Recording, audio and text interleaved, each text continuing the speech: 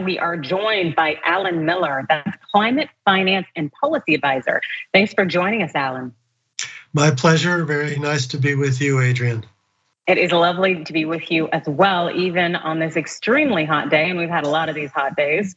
And I know that you're an attorney as well as an internationally recognized authority on climate finance and policy, and that we need more consistent fact-based climate change reporting right now. Isn't that right?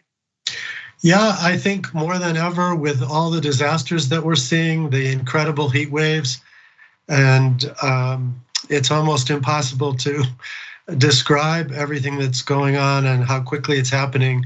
Consequently, being able to accurately describe things and to get across the urgency of what's needed is more important than ever.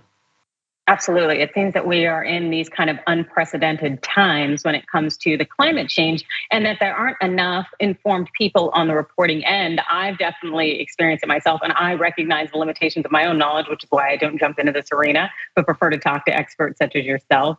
So let me ask you, how can authorities out there really maintain consistent climate reporting based on facts and scientific evidence? Sure. Well, there are several things that are still very much part of the answer to your question. One is that actually the media, including people such as yourselves, have a very important role. And I think on the front lines, we have our weather channels and weather reports. And when they describe, for example, a heat wave, it's very important that they include, such as they can, facts about the likelihood that such heat waves are due to climate change. And that actually has become more possible because scientists too have realized the importance of making such facts more understandable. So if you look back, to me, the problems working on this issue for decades, and being a lawyer, as you said, not first and foremost a scientist, is simply just understanding the vocabulary and the limits of what we do and don't know. So my only other introductory comment in response to you was going to be, I think there's a lot the government can do and is starting to do better. So for example, the US government only in the last few weeks has created a website for heat information to make it more easier to understand what's happening and why and what you can do about it.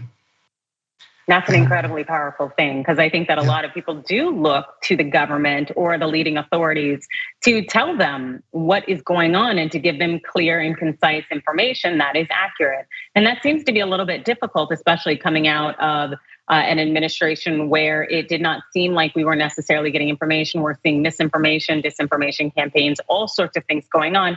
And also this political divide and politicizing what's going on when it comes to climate change. How do you think that government should approach that when they're seeing the politicization of issues like this that are largely science and fact-based? Yeah, no, that's a very challenging question, and it's been around for a very long time.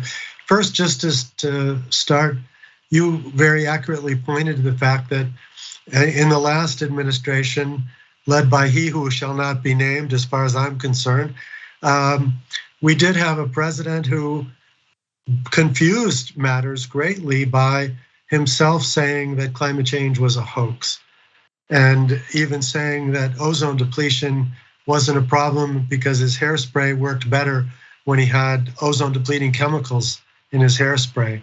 So for starters, we do, and fortunately now have a government that is committed to the truth of these things. And I think secondly, a lot more emphasis, as I started to mention, might be put on the effective communication of these things. So it's one thing to tell people in very scientific language what's going on and describe what will happen in 2100, and people just turn off. So I think part of the answer is to put much more emphasis on effective communication, and that's where I do think that things like having much easier to access websites, which are starting to happen, introducing climate change in our schools in a more effective way, not unfortunately as some states are doing, saying we need to talk about both sides of climate change. It's not a debate, it's a matter of science. And I also put a lot of emphasis on having weather reporting as the front line. And so having, just to give you one immediate, very recent example, when the press reports heat waves, and I did mean to look this up on your network, and I didn't have a chance, but frequently it's most common to see, here's a heat wave, and they'll show people in a swimming pool or eating an ice cream cone, as if the meaning of a heat wave is really not so bad. We jump in a pool and we buy an ice cream cone. When in fact, of course, the real consequence of having extreme temperatures is people die and people cannot work, people get much sicker. And that matter of communication and understanding is really still, there's a long way to go. Yes, I agree with you. The messaging there needs to be less of, oh, it's fun, time in the sun, when the reality is that there are people who are vulnerable, particularly people who are unhoused and elderly populations that don't necessarily have full access to air conditioning or to being in a climate where their health is not compromised. And so, having these conversations and also having the media make sure that they make that clear is an incredibly important thing. And so that's definitely something media, members of the government can do to help uplift the issue and ensure there's clarity. But let me also ask you, how can the average person fact check reportage in the media? Sure, well, that's never been simple because like so many other issues in our society, there's a lot of vested interest in confusing people and creating doubt.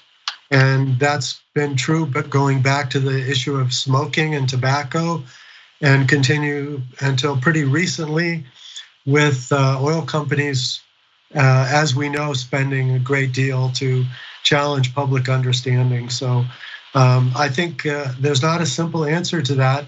And that's part of why I think what the schools do in educating the public is so important. And if we all had children at home who could come home and say, as I recall myself, how much influence my daughter had on promoting recycling in my household.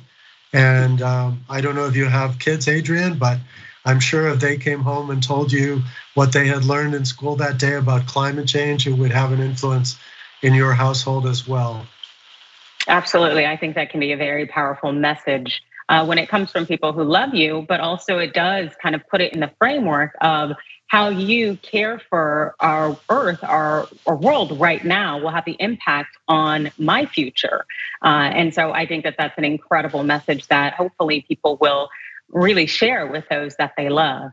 And so let me also ask you, when it comes to people really stepping back in this political climate, when it comes to elections, what impact does climate change reporting have on politics and elections?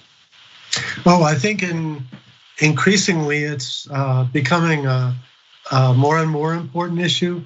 It's unfortunately become extremely partisan. So it ranks near the top for Democratic voters and near the bottom for Republican.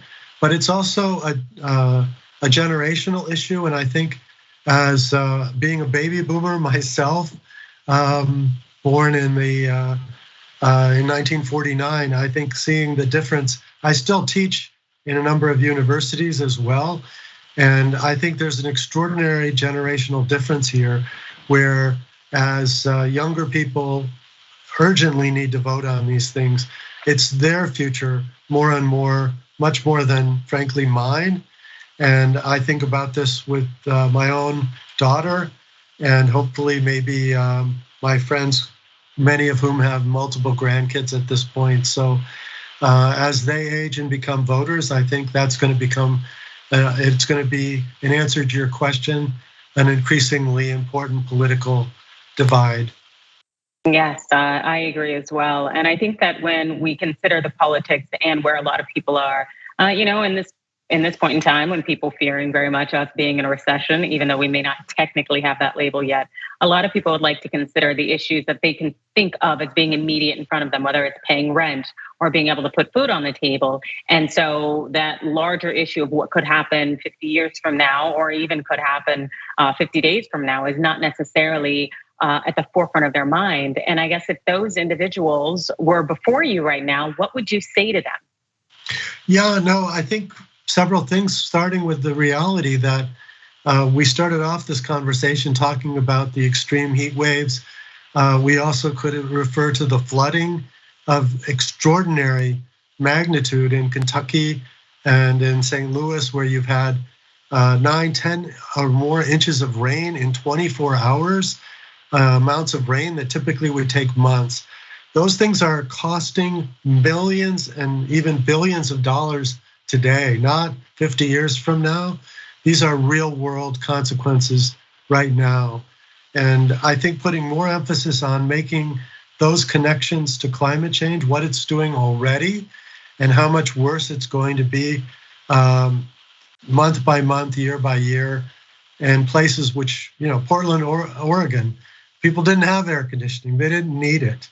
And they had 110 degrees, and with the extraordinary kinds of consequences we're seeing. So not a simple answer, but I think it's very much part of what needs to happen now. Yes, I couldn't agree with you more. And Alan, can you please tell anybody out there who would like to follow you more and get more information where they can find you on social media? Yeah, absolutely. So I have an author website, Alan S. Miller, Alan S. as in Sam, Miller.com.